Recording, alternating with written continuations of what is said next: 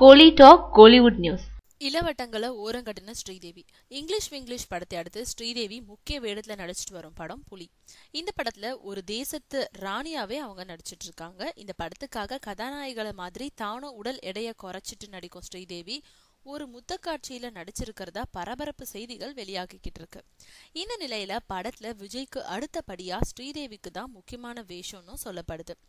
அந்த வகையில 2 மாதங்களா ஈசிஆர் சாலையில உருவாக்கப்பட்டிருந்த அரண்மனை செட்டுல நடந்த படப்பிடிப்புல ஸ்ரீதேவி சம்பந்தப்பட்ட காட்சிகள் தான் அதிகமா படமாக்கப்பட்டுச்சாம்.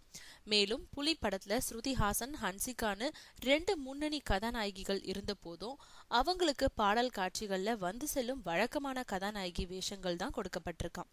அதுலயும் ஸ்ரீதேவியோட மகளா வரும் ஹன்சிகாவுக்கு விஜயோட ஒன் சைடு காதல் பாடல் மட்டும் தான் இருக்காம். மற்றபடி சில காட்சிகள் தானா.